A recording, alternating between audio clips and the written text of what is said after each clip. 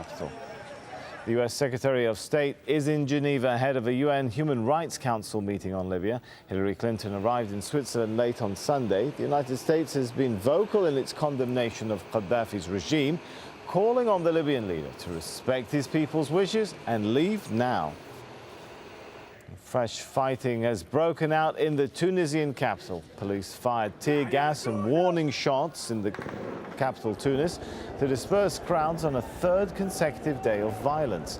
3 people have been killed and several others wounded in clashes between security forces and demonstrators since Friday. The violence comes as Mohamed al-Ghannouchi announces he'll step down as Prime Minister. He had planned to guide the country to elections in July after President Zain al-Abidine Ben Ali was deposed last month. Former Foreign Minister Beji Qaid Sebsi has been appointed in his place. In Oman, at least 2 people have been killed in clashes between protesters and security forces. 8 others were injured. Police used tear gas to disperse the demonstrators. 2,000 people had gathered in the country's industrial center of Sohar to demand political reform. A human rights group says 2 Iranian opposition leaders have been abducted by security forces and are in grave danger. Mahdi Karoubi and Mir Hussein Mousavi have been under unofficial house arrest since the start of the month. Well, that's it for now. We'll be back at the top of the hour. Stay with us.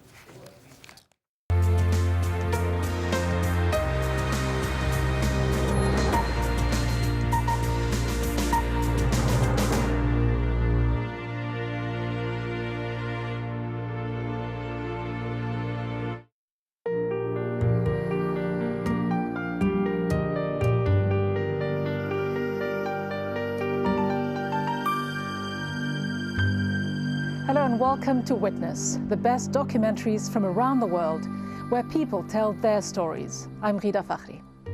Australian Aboriginal art is gaining increasing acclaim around the world, and in the remote Aboriginal community of Bidyadanga in Western Australia, a new art movement is emerging.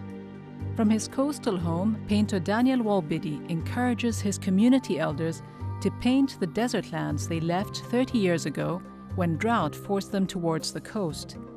In their elegant and touching film, David Batty and Jenny McMahon record the extraordinary journey that Daniel and the elders take as they return to their lands, Desert Heart.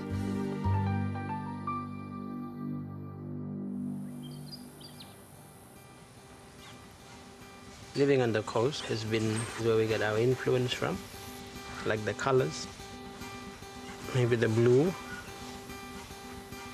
comes from the ocean, or maybe the sky, maybe the ocean, because we live right near the sea.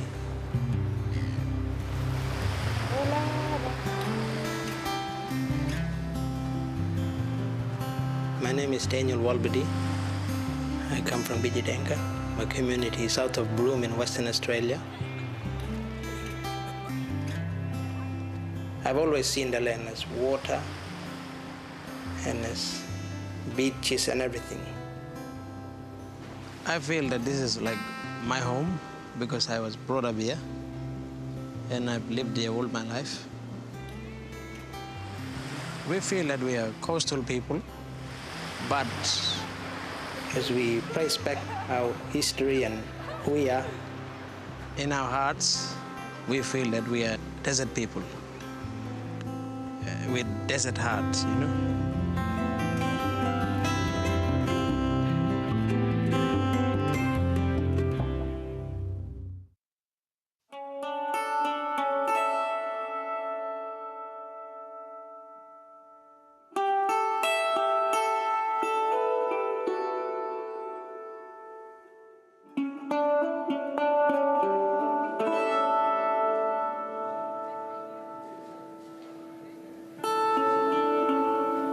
I'm 23 now, but I've been painting since I was 17.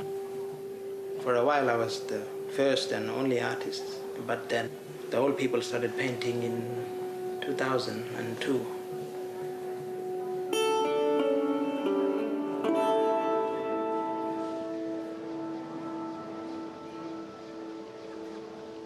When we had our first group exhibition in Melbourne, The response was overwhelming. Most of the work had been sold and bought. But for me, it's not really about the money. We're in a country that's important to us, you know. The land that you were born on and you grew up. Your grandmother's country or your grandfather's country. For us, it's like a spiritual connection that we have.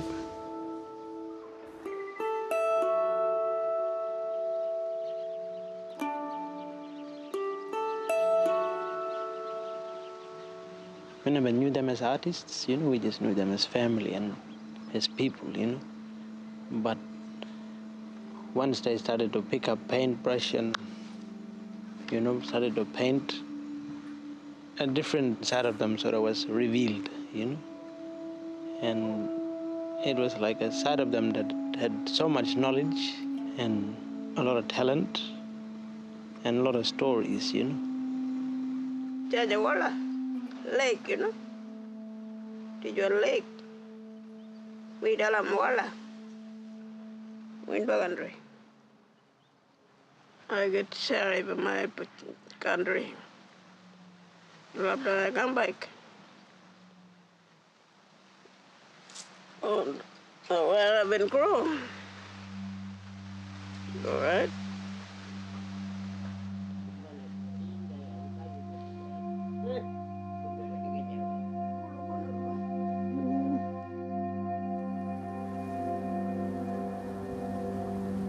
When they were young, these artists lived in the Great Sandy Desert, in the area around the Percival Lakes, known to us as Winba.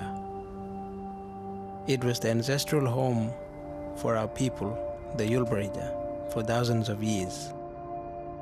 They didn't really know that the outside world did exist.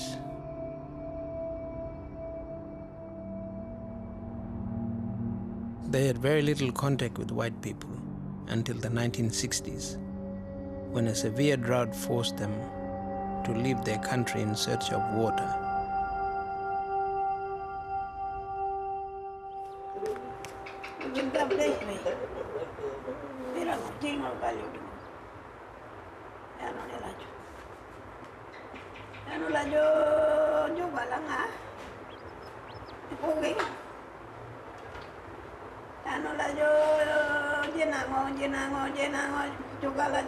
Jogala. Boleh gimana bengkam? Boleh gimana bengkam, bro? Awaran dajit, menggara cila ngayali bala. Ni apa kan garbu? Ngapain kau? Boleh ya udah beneran.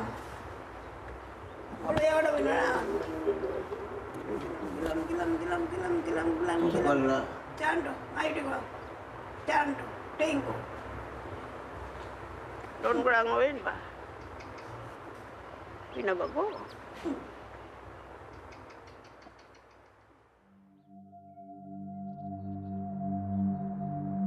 The old people haven't been back to their homeland in 40 years. They've been worrying for a long time that they're not maintaining their connection with the land. We've decided it's time to return to Winpa.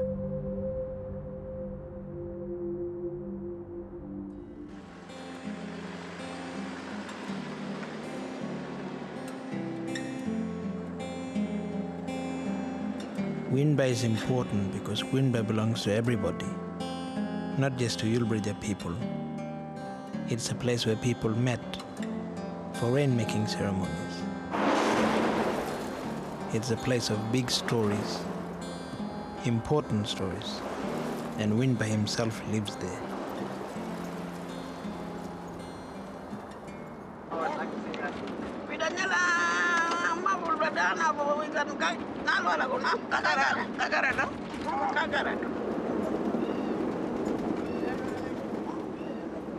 It will take us about 4 days just to get to Winba. Very soon the road will run out. So at Punmo, we are picking up 2 of our relatives to be our guides. Moki and Waga left the desert in 1974 as young men. These two brothers were the last two people to leave the desert, and because of their knowledge and under their guidance, we are able to travel back into Winba.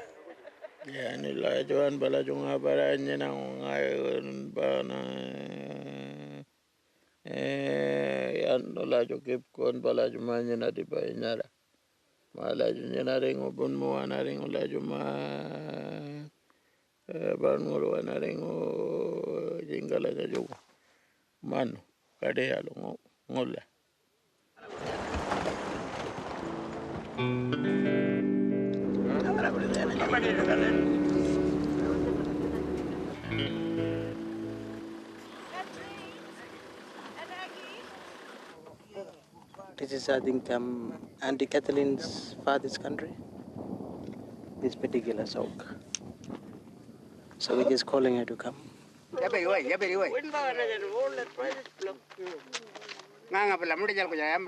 Chilla is a word that all desert people know.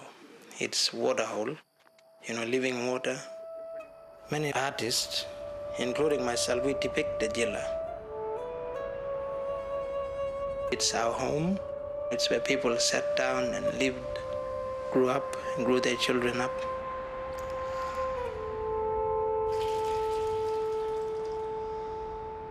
Mas,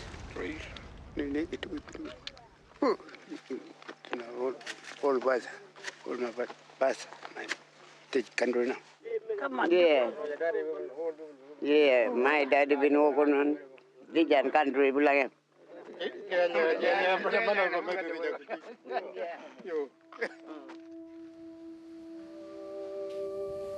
I've always loved listening to the stories that my father would tell me of his childhood and, of his parents and all his extended families, how they lived.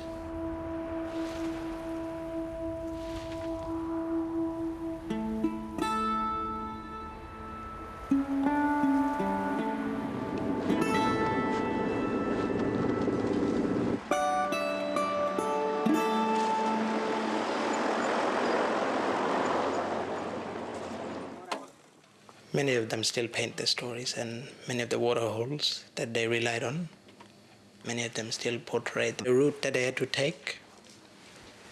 So it's still clear in their mind the reasons why they had to leave. It was mainly to do with the water and matter of surviving.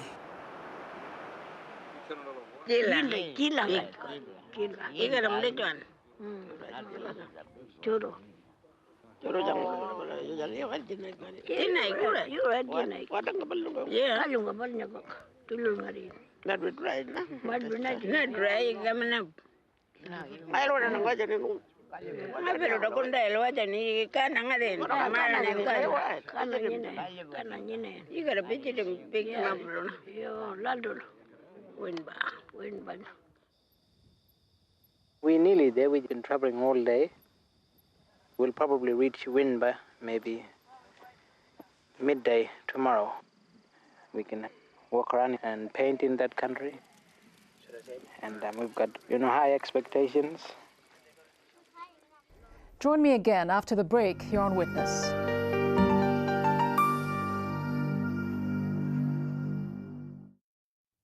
Afghanistan is faced with a huge challenge. Relations have gone really sour between us and our allies. We have inflicted considerable damage on the enemy. The people who make international headlines. Ultimately, the truth will out. They want to stop this publication of information that embarrasses them. Make time for Sir David Frost. Frost over the world. At this time on AlJazeera.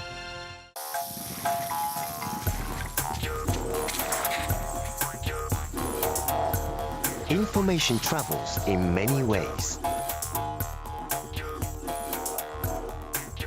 Opinions constantly formed. Knowledge passes in an instant. If you want to communicate with those shaping the headlines, this is your chance to ask questions directly to the people making the news. Riz Khan, at this time on AlJazeera.